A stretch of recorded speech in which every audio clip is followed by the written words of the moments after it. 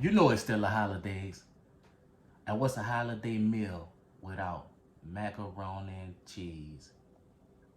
Let me show you something. So we about to get down on some seafood mac and cheese. First, we're gonna melt a half a stick of butter. And then we're gonna saute our shrimp and season them up.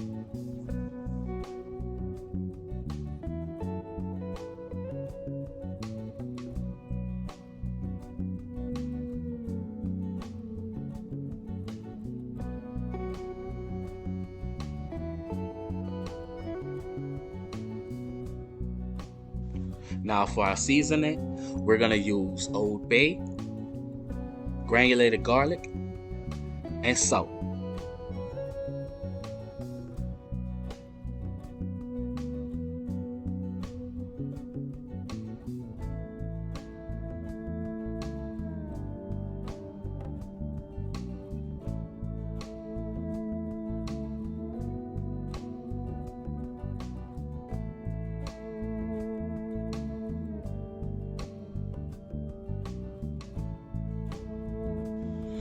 And then we're just gonna give that a stir to give all the shrimp a good coat of seasoning.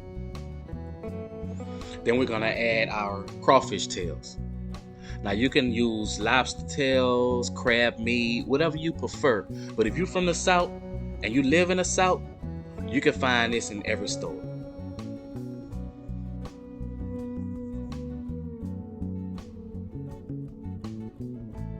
And it doesn't typically have to be this brand. This is just the brand that was at the store that I shop at. So now we're gonna give it a little more seasoning. We're gonna season it with some more Old Bay. And we're gonna add parsley also.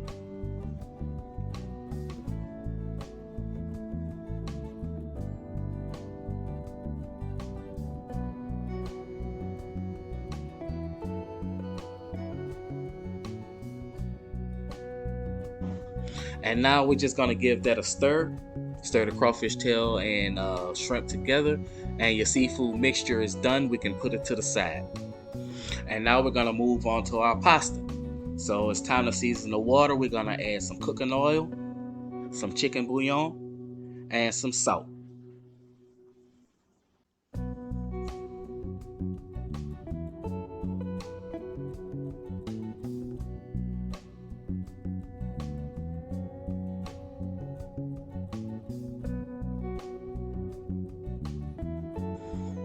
And now that the water is seasoned, we're gonna add our pasta. I'm gonna use 3 boxes of pasta. Each one of these boxes were 1 pound each. So we're using 3 pounds of pasta for this mac and cheese. Now, I recommend that you only use 2 pounds of pasta because I had to make this stretch. I was cooking for a whole lot of people, so I used 3, but I recommend 2.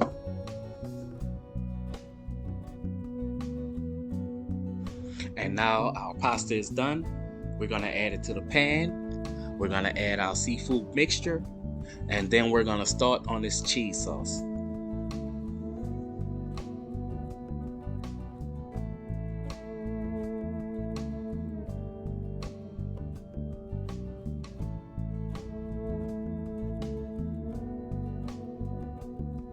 So for our cheese sauce, we're gonna use half and half cream.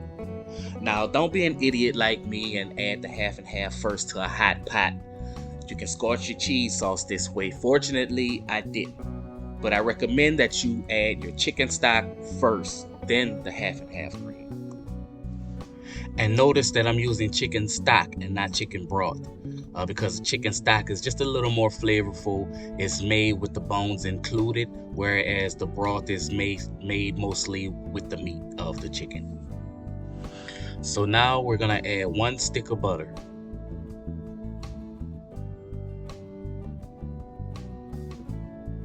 Now it's time to add our cheese. We're gonna use 1.5 blocks of Velveeta cheese. I used that much because I was using 3 boxes of pasta.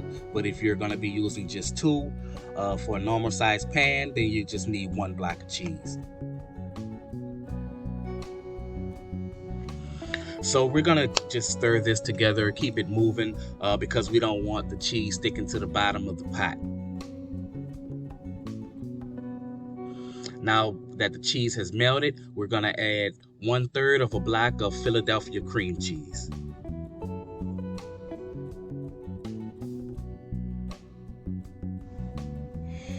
And once we've added that, we're gonna add 1 8-ounce bag of cheddar and Monterey Jack cheese.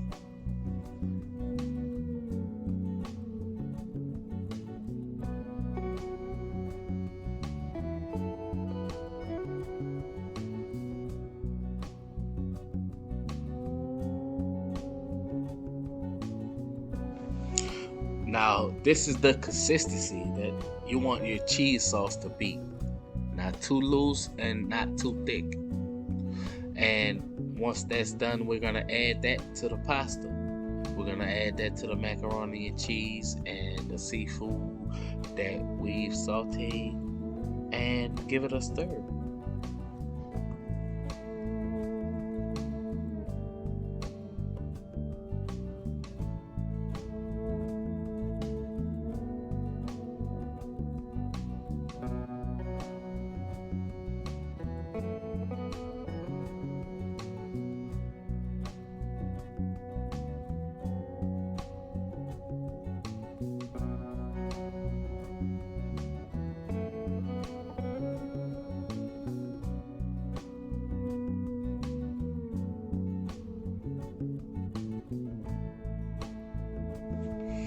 And now that we have the cheese sauce and the pasta mixed well together, I'm gonna season this liberally with salt and pepper. Like I said, I use 3 packs of pasta.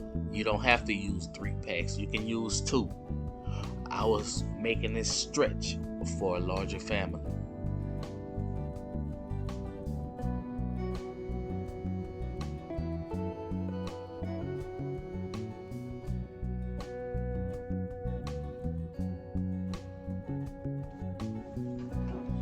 So once we've got everything seasoned, we're gonna add some parsley and mix that in.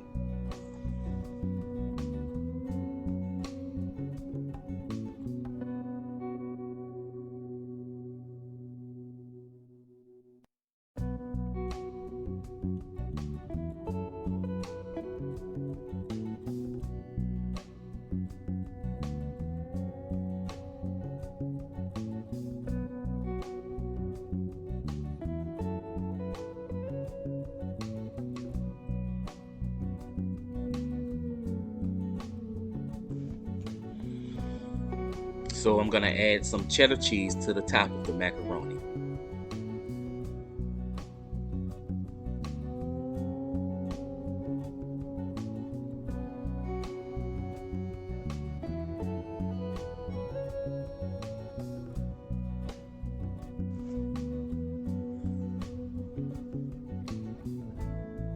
Then I'm gonna add some Italian cheese, which is a mixture of mozzarella and Parmesan.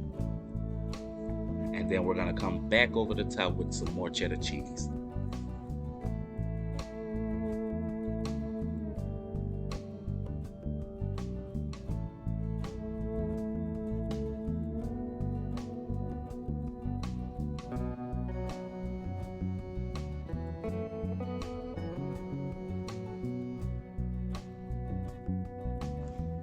Now we're gonna add more parsley on top, and we're gonna cover it and put it in the oven at like 350 degrees for about 15 maybe to 20 minutes, because I'm not making baked macaroni and cheese.